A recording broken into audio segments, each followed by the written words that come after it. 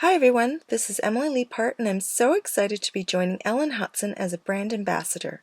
Today's video is part of a promotional post for Concord 9th, one of my favorite brands. There's a great sale as part of this feature, so be sure to watch till the end to grab the sale code and find some great deals at ellenhutson.com. I'm using several Concord 9th products, as well as a few Essentials by Ellen products, and all of my supplies are included in the links below. I'll be using the Filled in Florals stamp set and coordinating dies, the Buds and Blossoms stamp set and coordinating dies, the Instant Photo Frames dies, and I was going to use the Nice of You stamp set and coordinating die, but didn't end up using those. I did use the Plaid Maker stamp set, as well as 10 colors of Concord and 9th inks, and some of their coordinating cardstock and glitter cardstock. I'm starting with the Poppy Flower from the Buds and Blossoms stamp set. I'm not using the outline stamp with a filler. Instead, I'm going to use the rock and roll technique to add dimension to the stamped image. I stamp it first in Ballet Slipper and roll the edges in Honeysuckle to add a deeper pink to the edges. Then I use a sponge dauber to blur the line where the two colors meet. I love the way these inks mix together, and combined with the texture from the ink daubers, the images almost look watercolored.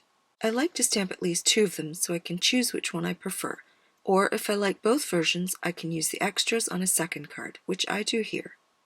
Next, I use the spotted center and stamp it with Stardust ink in the centers of both of these flowers. Now I'll be stamping the daisy from the Filled in Florals stamp set and stamping that with Aqua Sky and Oceanside. I stamped it first with Aqua Sky, then rolled the edges in Oceanside. The first daisy I stamped is on the lighter side, so I add more Oceanside to the second one. It's important to use different daubers for different color families because the ink doesn't really sink into these daubers, and you can easily change the color of your stamped image by using a dauber that's already been used with other colors or even different inks of a similar shade. Next, I use the coordinating center and stamp it with Stardust ink in the centers of both the daisies. For the leaves, I'll be using the single and double leaves from the Buds and Blossoms stamp set, and I'll be using both the outline image as well as the filler images. I wanted the line details on the leaves, but I don't want them to appear too dark in comparison to the flowers, so I'm stamping them in Dove, which is a light gray. To stamp the green leaves, I'm also using a rock and roll technique and stamping them first with Sprout and then rolling them in Parsley.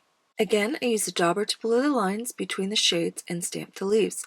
They look so beautiful, and I really love the ombre effect of these colors together. Now that the images are all stamped, I set them aside and create the background. I'll be cutting the Instant Photo Frames from Pearl Glitter cardstock, and I will cut them a second time from White Linen cardstock, one of Ellen's specialty cardstocks and my absolute favorite.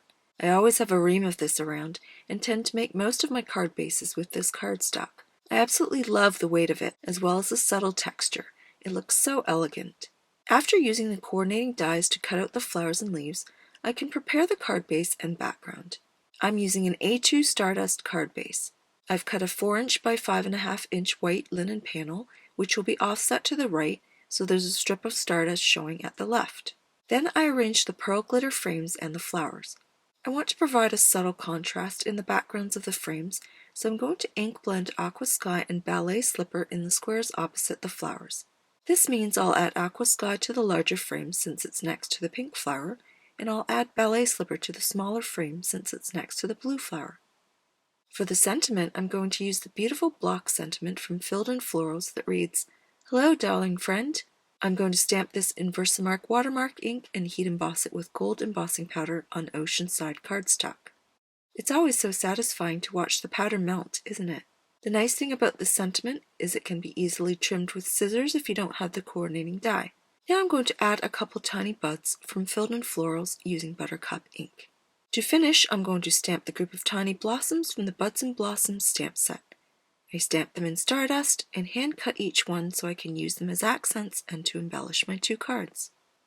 Before I assemble my card, I use my mini Misty stamping tool to stamp a slanted strip from the Plaid Maker stamp set.